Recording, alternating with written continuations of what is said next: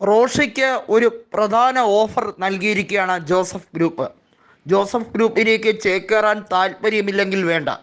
Joseph ഗ്രൂപ്പിൻ്റെ ഔദ്യോഗിക പിന്തുണയോടുകൂടി UDF സ്വതന്ത്രനായി ഇടുക്കിയിൽ മത്സരിക്കാൻ തയ്യാറാണോ എന്ന രീതിയിലേക്കാണ് കാര്യങ്ങൾ. ഉപതെരഞ്ഞെടുപ്പ് നടക്കുമ്പോൾ തന്നെ തീർച്ചയായും റോഷി കൂടി രാജിവെച്ചാൽ ഉത്തമമായിരിക്കും എന്നും ജോസഫ് ഗ്രൂപ്പ് പ്രതികരിച്ചിരിക്കുകയാണ്. കേരള കോൺഗ്രസ് പിളരേണ്ടത് കാലഘട്ടത്തിൻ്റെ ആവശ്യമാണ്. KM മാണിയെ ചതിച്ചവർ ശരിക്കും ഇടതുപക്ഷക്കാരാണ്.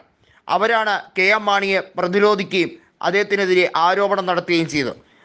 അന്ന് നെഞ്ചു കൊടുത്ത് സഹായിച്ചവരാണ് UDFകാർ.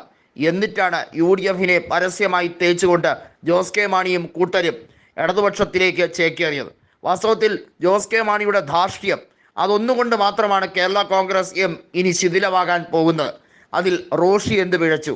റോഷി അഗസ്റ്റിനെ സംരക്ഷിക്കേണ്ടി വന്നാൽ സംരക്ഷിക്കും. ഈ ഒരു തീരുമാനത്തിന് വലിയ മാറ്റമൊന്നും ഉണ്ടാകില്ല. ഫ്രാൻസിസ് ജോർജ് കാര്യങ്ങൾ തീരുമാനിക്കും. റോഷി അഗസ്റ്റിന് വേണമെങ്കിൽ UDFയിലേക്ക് ചേക്കേറാൻ ഇനിയും സമയമുണ്ട്.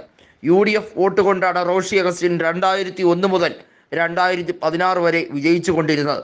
എന്നാൽ 2021 ഇടതുപക്ഷ കോട്ടയിൽ മത്സരിച്ചെങ്കിലും അദ്ദേഹം 5000-നടുത്ത് ഭൂരിപക്ഷം മാത്രമേ ലഭിച്ചുള്ളൂ.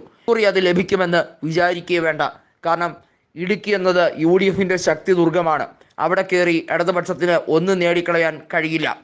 CPIMൽ തന്നെ ആഭ്യന്തര പ്രശ്നം അതിരൂക്ഷമാണ്.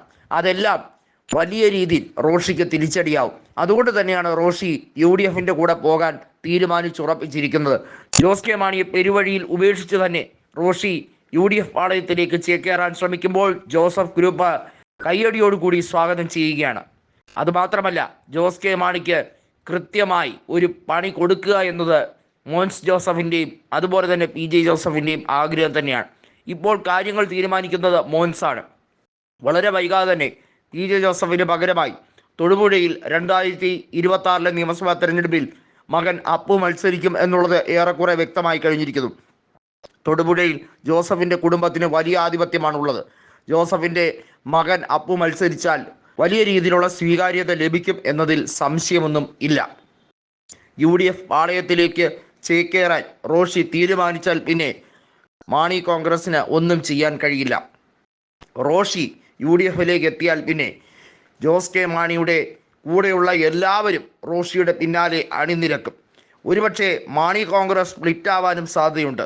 റോഷി പ്രത്യേക ഒരു ബ്ലോക്കാക്കി ജോസഫ് ഗ്രൂപ്പിലേക്ക് ലയിപ്പിക്കുകയോ അതല്ലെങ്കിൽ റോഷി UDFൻ്റെ പാളയത്തിൽ തന്നെ കേരള കോൺഗ്രസ് റോഷി വിഭാഗം ഉണ്ടാക്കിയെടുക്കുകയോ ചെയ്താൽ വലിയ രീതിയിലുള്ള പ്രശ്നങ്ങൾ ജോസ് കെ മാണിയെ അലട്ടും. ജോസ് കെ മാണിക്ക് കണക്കിന് കൊടുക്കാൻ തന്നെയാണ് റോഷി തീരുമാനിച്ചുറപ്പിച്ചത്. എല്ലാത്തിനും സമയമായി കഴിഞ്ഞിരിക്കുന്നു എന്ന് ഉറപ്പിച്ചാണ് റോഷി കളത്തിൽ ഇറങ്ങിയിരിക്കുന്നത്.